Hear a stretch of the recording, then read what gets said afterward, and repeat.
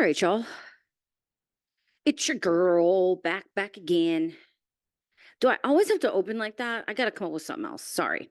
Okay, so I'm hopping on the mic here. I don't know how long this is gonna be, but what I'm gonna try to do is like recap what we kind of went back and forth about on my Instagram for like the week, maybe even the last couple of weeks. Because as you guys know, I post and then like conversation ensues in the DMs and in the comments. And then I got a whole mess of topics going on. So I want to kind of touch on some of them that kind of struck you guys. So basically, I think where I'm kind of at right now is investigating the unforeseen triggers that like kind of equal a spiral. You know what I mean? So, like, obviously, right, fresh into loss, like fresh in, I would say, first 3 to 6 months, maybe even the first year, you're going to be like, oh shit, that there is going to trigger me and it's not going to be cute. I mean, baby showers, holiday events with family, a movie that has child loss in it, like you just know that that is not going to go well. Okay. Being around pregnancy, stuff like that. I remember, God, I don't even know when it was, but it was within the first 6 months, I would say, of Brody. And I went out with my husband and his best friend, maybe a couple others met up, and we went to this like outdoor kind of place where you drink and watch sports. I love me a place where you can watch sports and booze. Like that's like my favorite thing, especially like during the dayish, duskish. And I just remember not anticipating the incredible amount of children there. And I like physically caught on fire. Like my skin was melting off. I was beet red, sweating. My body was having actual reaction triggers to babies because mine was not what mine was gone. So, and I was like, holy crap. What did I do though? I stayed, I pushed through, it got better. I didn't have to do that. You can absolutely leave when something's too much. I left something. I was gonna join a God, it was like a women's Bible study. I was like, oh, I need Jesus. I don't know what I'm doing with my life because my relationship with God is weird now. I don't know what that accent was, but I ended up showing up and they were like, here's a name tag, and then we'll sit you in a circle and you can, introduce yourself. And I was like, holy shit, absolutely not. I freaking left. I ran to the exit.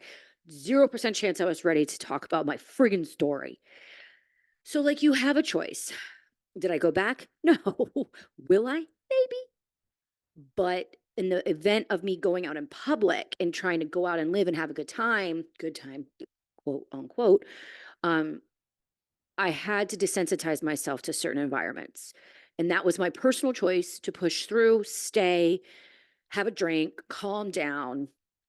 And it eventually got better. But I knew that that was a massive one for me. Is it now? Not as much as it used to be, just kind of depends on the day and where my headspace is. Now, honestly, I mean, I ended up saying something along the lines on my Instagram that I had gone to a doctor's appointment. And in this doctor's appointment, we were discussing my options for delivery. Now, I don't know if you guys know this, but ACOG, which is the American Council of Gynecology and Obstetrics and Gynecology, whatever, ACOG, does have a guideline out now that they say that 37-week induction after a term stillbirth or a stillbirth is adequate, which is fine. And so a lot of you are messaging, my doctor's forcing me to go to 38 or 39 and my mental space is spiraling. It's not good. That's why the clause is in place. Like, even if the pregnancy looks fantastic, everything's good, you actually aren't high risk. The mental stress and de-stress that you will be under as you approach the time that your previous baby died, you will not be in a good place. And that's why it is in place. That's why that guideline is there. So bring it up if you are struggling with that. Talk to your doctor and say, can you make an exception? Some mamas say they have a headache and go in. Some mamas say they're contracting and they go in early and they just stay in there monitored. Do what you have to do. That's what I'm saying. I really, really hate that doctors are not willing to just give you all the information about induction or about an early C-section, then let you make a decision on what you want to do, because it's all the liability. That's all it really kind of is. It's basically like, obviously an early, like, induction has its risks, early delivery has its risks. So if they would just inform us of those risks, let us make the decision, then we can proceed from there. That's just kind of where I'm at, but that guideline is there for a reason. So check it out and use it if you need to. So I was kind of talking about that when my doctor and I were talking about my timeline. P.S. My OB is phenomenal. And he just kind of took the reins and was like, I know what's going to happen to you since Brody died between 36 and 37. This is what we're going to do. And I was like, okay, great, great, great. But in doing that, I had to vocalize to him my fears of intrauterine death again. And it took me back. Not that I haven't thought about it in this pregnancy or at all, like even not pregnant, but for some reason, looking at my doctor and getting to that point it's close. I was like, yo, I got dark, man. And when I said grief spiral, it was like the day was a wash. Everything made me cry. I couldn't function. I just was like so desperate for Brody. I reached out to other lost mamas. I reached out to my Instagram. Everyone was so wildly supportive. I knew I was not alone, but like it made me think like, wow. So 2.5 years out, this is a grief spiral and it's lasting longer than a few minutes. I was able to pull myself out though at the end of the day. I think exhaustion had a lot to do with it and just trauma response. So you have to give yourselves grace in these situations and say, well, I'm going to chalk this up to a good old grief spiral. And the ones that are unforeseen are the ones that I'm kind of dealing with now. Okay.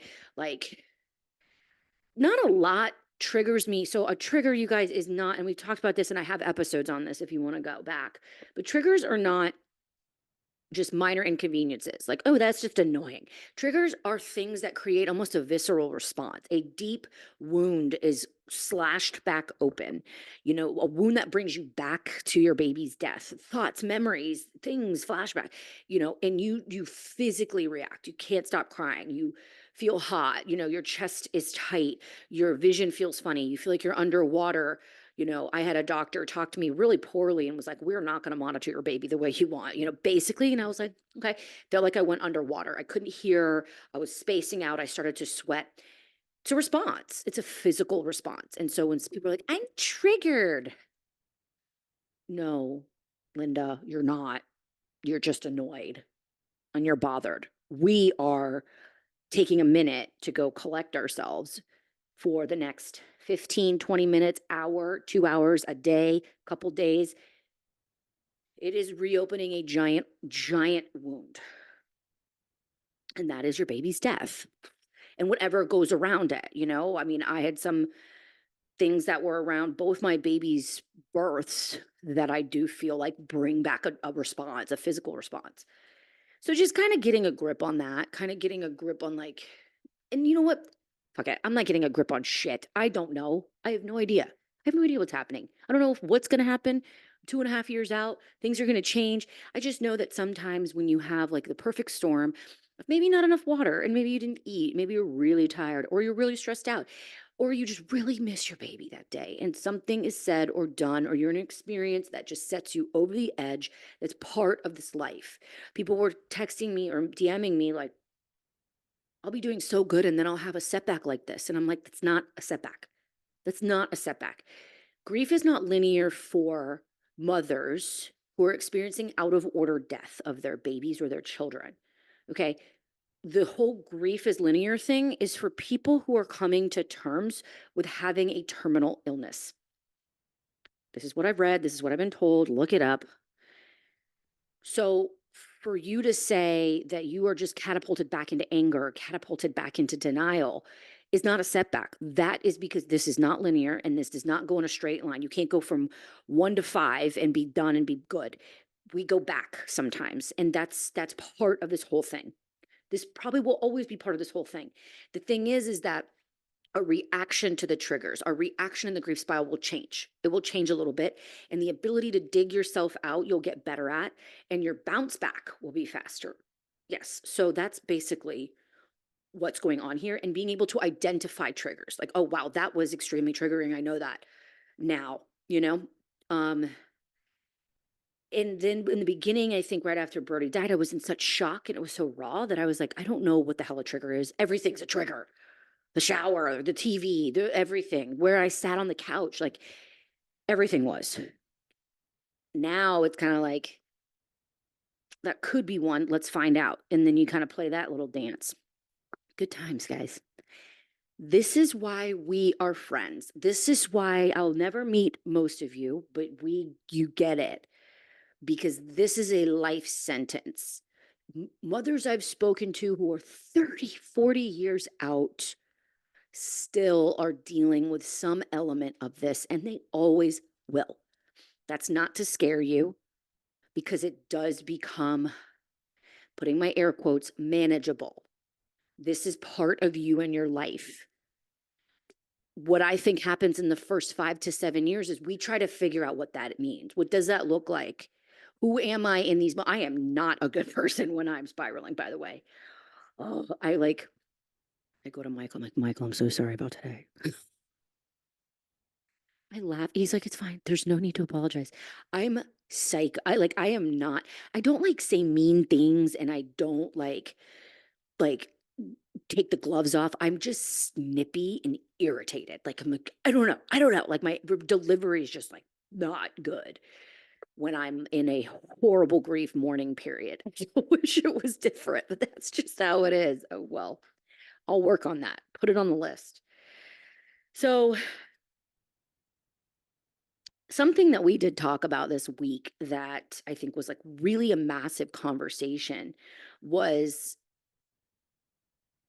lost mamas having an intolerance for other mothers complaining about pregnancy, living children, birth experience, anything that has to do with babies who are living.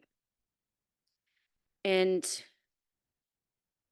I've gotten words thrown at me about this, not many, mostly from people who are not living, not mothers of dead babies or children, um, saying, we have a right to complain. Hell yeah, you do. Hell yeah, you do. Everybody, and I think the way that I put it was like, everybody has, when it comes to like vocalizing your struggles and your challenges as a mom, as a human, everybody has a right to sit at the table. Everybody. But if you pull up a chair in front of a mother who's held her dead baby, you are not going to get the response that you were hoping for, meaning empathy, meaning feeling sorry for you, compassion, even. I mean, I'm not saying you're going to be met with unkindness. Shit, maybe you are, if the person is like, can you shut up about, your child not sleeping through the night? Mine will never wake up. Like, come on. You know what I'm saying? And look, I'm a mother of a living child now. Okay. It's hard. It is, it's very hard. But I won't even look at a mother who's held their dead child and doesn't have a living one. I would never even say that to her. There's no way I could do that, because I remember being in that position. Brody was gone. I don't have any living children. I had to actually step away from lost mamas with living children because they were complaining a lot. Oh, let me, sorry, I'm having a scheduling problem with my 2 kiddos. I don't fucking care. Meet me for wine. Figure it out and leave that part out. Just say, I'm having trouble getting there. I'll be there in a minute. And so I'm very, very cognizant of that when I'm talking to lost mamas who don't have livings. And if I slipped up and you're listening to this, my freaking bad. I'm sorry. Nobody's perfect, guys. None of us are perfect. And sometimes I think a lot of us wear this as some sort of cloak of special treatment. Like we look at it as a get out of jail for free card sometimes. Losing your baby does not give you permission to be an asshole. Okay? However, when somebody is complaining to you and you say, hey, listen, can you not? I mean, I had to do that. I was in a group text with like 10 friends from college, all chicks. And right after Brody died, me and another one were having a baby at the same time. And one had just had one a few months prior, and one was pregnant, and one had three, and one had three, and one had two, and one had another one had three. Uh, I remember we were, trying to get together because everyone lives all over the friggin' country. And everyone kept bringing up their newborn. Mine's dead. And I said, finally, was like, hey, can we just lay off the newborn talk? It's been 6 minutes. And one called me selfish. Some side texted and were like, I'm so sorry. You know what's crazy? It's been 2.5 years and this still stands out to me because it was like, hello, McFly. Why the fuck would you think I want to hear how your boobs are leaking and it's annoying? Like, don't do that. Like, mine are too, but I don't have a baby to feed. I just think it's obnoxious and I will fucking stand by that. I don't care. I don't care. Call me an asshole. I've had lost moms be like, that's not right. Like, people are allowed to complain, not to us. Not to us. We're just the wrong crowd. Read the room, be a decent human, know your audience, all those things. I mean, what? It's not hard. And how about this? If somebody slips up and they start like bitching about something that you wish you had, and you say, hey, listen, can we kind of lay off that? If their response isn't, oh my God, I'm so sorry, I will not do that again. I understand. I didn't mean to do that. If their response is anything but that, check your friendship. If they call you selfish, hey, I have every right to complain. You just shouldn't be so triggered. You're too sensitive. Oh, nope, can't do it. Now, if you're listening and you're like, hey, I don't mind it. I have compassion for everybody. Fine. That's fine. You could, hey, shit, some of us fake it. Yeah, that's tough. That's so tough. I know. I know. Walk away shaking their head and then realize, hey, I don't really want to be around these people that much because I can't listen to it. Maybe never say anything at all. I don't say much when I'm around a bunch of living moms. I'm like, oh, that sucks. You got three? Wow. Three's tough. Yeah, I heard. I don't know. I try to feel like if it was anything else, your house burned down. Am I going to say, God, my house is so messy? Like, ugh, get me out of it. I'm not sure I would probably be like, shouldn't have said that, put my foot in my mouth, but would have been careful not to. I just know that a lot of you, this is not just coming from me. You guys know that. Like, I pull all of you, the DMs, hundreds of DMs about this and conversations. Y'all have a trigger point for people who complain, and not even about living babies and pregnancy, anything that's trivial. And I remember this right after Brody, I could not hear about your headache. I couldn't hear about how your boss was an ass. I couldn't hear about how your car's in the shop again. I was like, get some real problems and then we will talk. Now it's different. I will say 2.5 years out. I mean, I bitch about stuff I probably shouldn't complain about. I'm lucky, about a lot of things that I have, and I should probably watch myself. So I'm back to being a normal human who's kind of annoying. I get it. But out the gate, man, I was like, you don't have problems. Oh God, I'm terrible though. Even like sometimes people will say things like, oh my God, I have so much anxiety. And I'm like, oh, do you? Do you? Do you have anxiety? What is it about this time? And if it's like changing your hair color or like starting in a new department, great. You're totally allowed to have anxiety over work. But please know the definition. Being nervous for your first day of school is way different for you being nervous to go about life. Very different. Okay. My rant's not over, but I'm going to take it down a notch.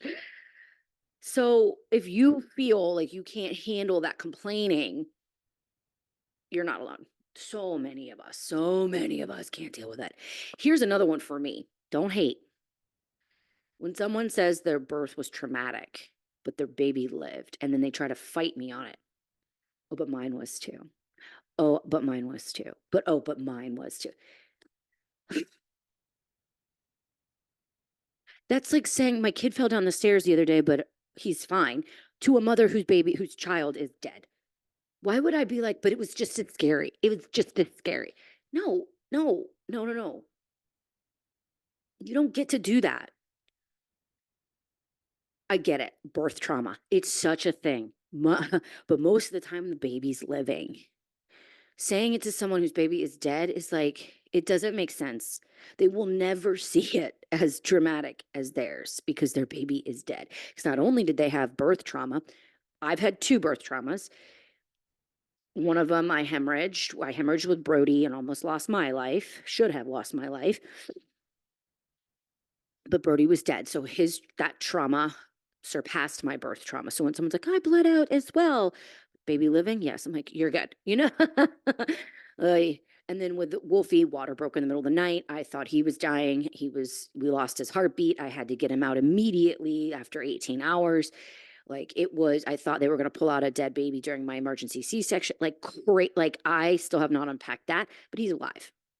He's alive. And so I won't look at anybody who had the same scenario and has a dead baby and say, I know your trauma. I know your trauma. No, no, he's alive. So hate me, be mad. Look, it's all in how we handle this. It's all in how we handle our feelings. We're going to have feelings, we're going to have triggers, and no one else is responsible for our triggers. Okay. The trigger is like the reaction that we have. Sometimes we react, sometimes we don't. We get to choose how we're going to react to it. Okay.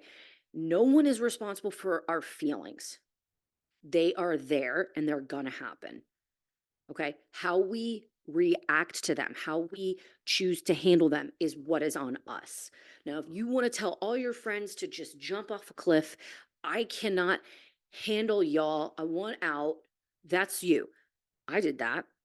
I don't speak to half the people I used to be friends with just because they're annoying. I don't want to hear it. Maybe in the future, but I don't want to hear it.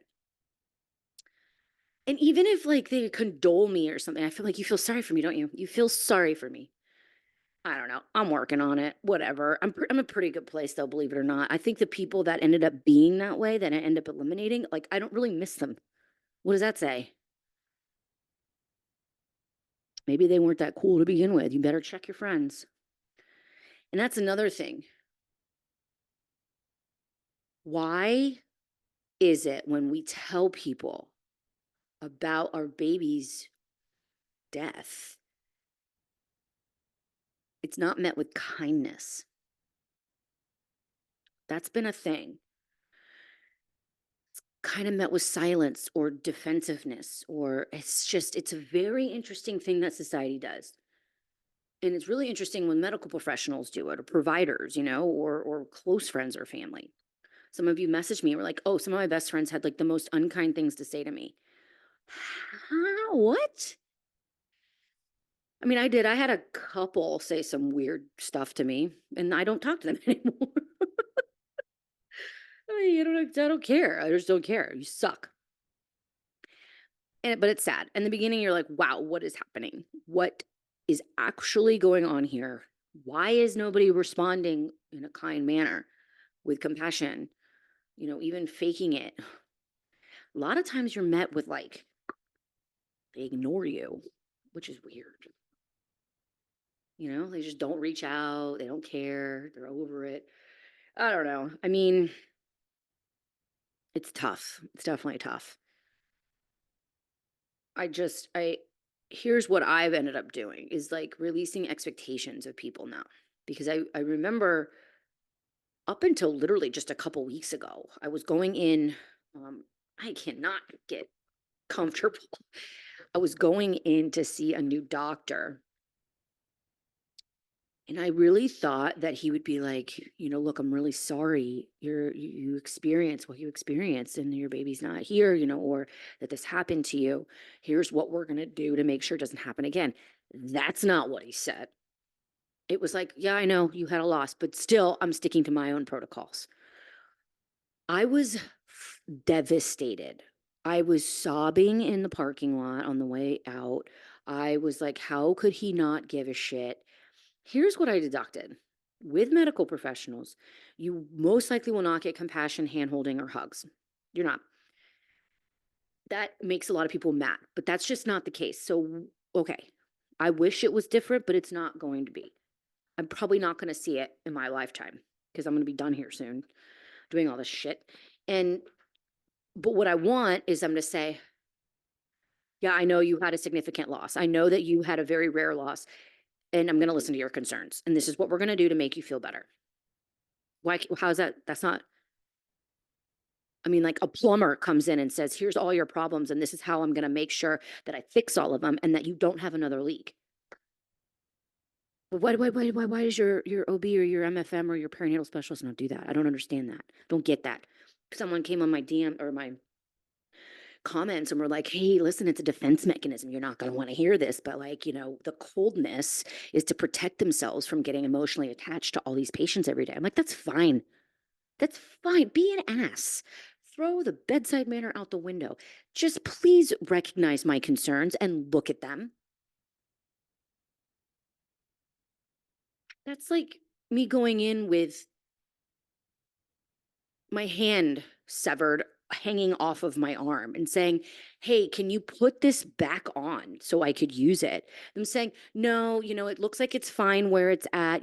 If it shows signs of turning a different color, then maybe we'll consider putting it back up. But right now, it looks just fine. And what we're actually going to focus on are your feet. What the fuck? That makes, that makes no sense. Anyway, that analogy was weird. Sorry. you know, and what's so interesting is like you want kindness to be exerted out like without you even opening the door for it. Like, hey, I know today might be tough, I'm thinking about you, kind of thing. That doesn't, don't get your hopes up. What I decided to do was have zero expectations, not even that they're going to be a jerk and not even that they're going to be kind. Zero expectations. Because guess what happens when they do something nice? You are shocked AF, and it's a good thing.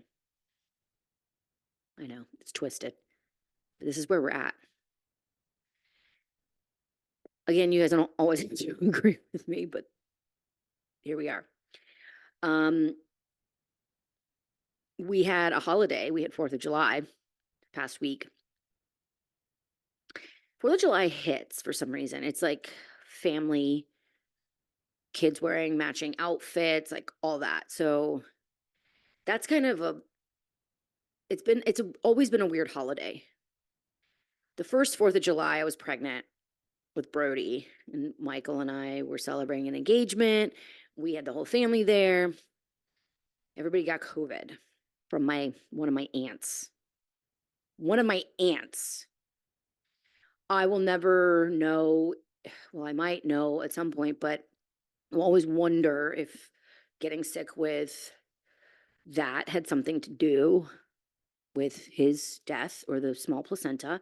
And that's another conversation because more things are coming out now. But also, I don't want this getting taken down again. The time. And then the next one was like a big party, and I was just trying to like have a good people brought their babies, and I was like, this is awful. I mean, it was 6 months after he died. Not even. I was like, this is horrible. Then the next one, I was in the NICU with Wolfie. And now this one, we've got Wolfie and one on the way, and I did nothing. I was just like too tired. It's too hot. Like, we did nothing. But it hit me pretty hard that the brothers are not in their matching outfits. Yeah. There's always going to be a like tiny, maybe huge elephant in the room for you that somebody's missing from the holiday. And some holidays are different. Like Easter was tougher this year because I have a living now, and he had an Easter basket, Brody didn't, and it was just kind of like, oh, so this is what we're doing. Okay. Phases, guys. We're all in phases. All in phases. And I don't know what the next phase is. I'll let you know.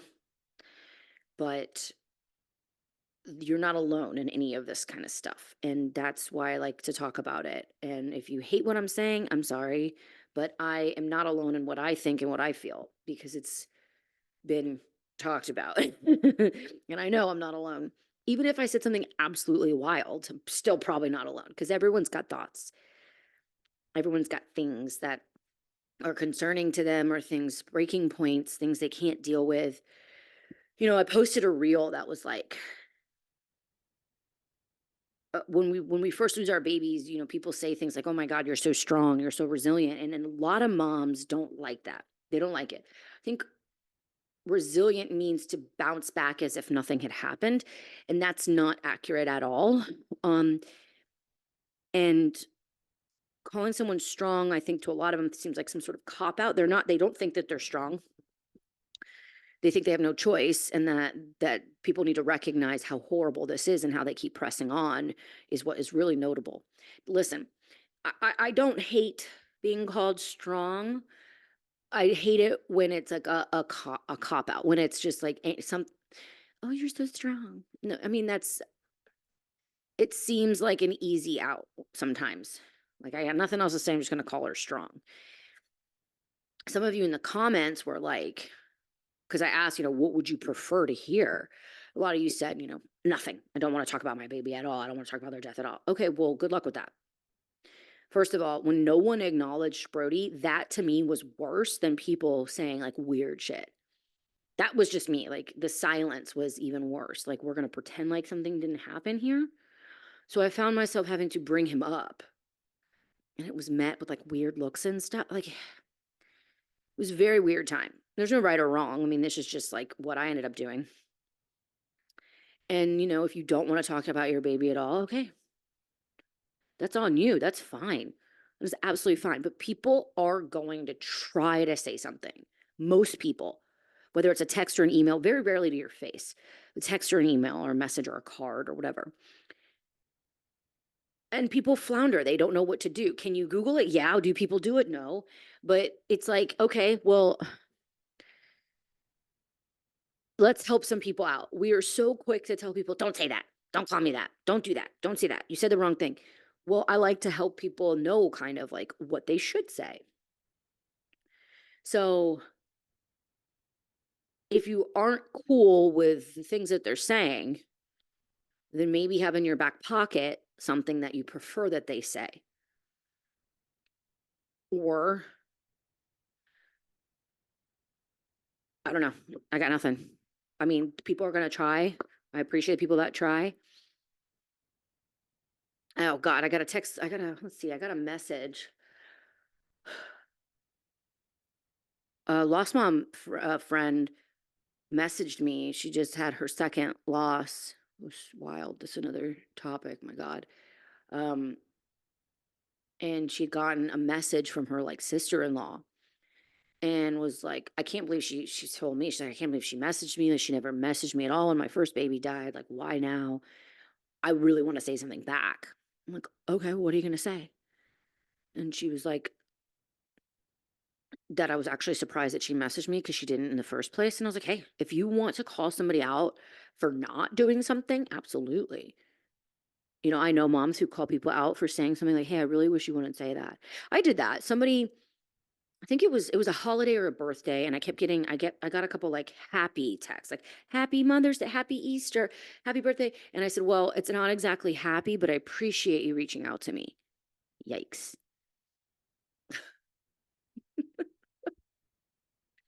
They still talk to me. They're not mad. A lot of people want to know. I had a friend like tell me her save story, and I was like, you got to stop telling me this story. You just really, it's as so happy I am that your baby was saved.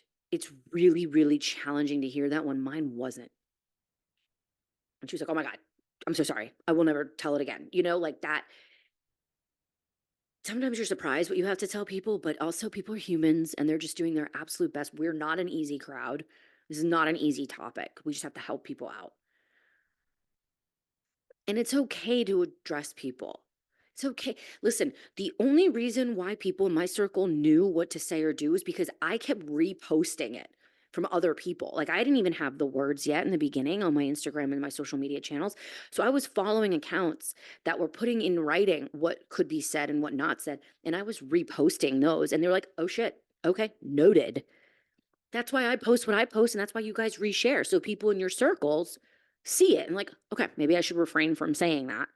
Some stuff's just common sense. And sometimes you're just blown away by like, how would they think that was okay?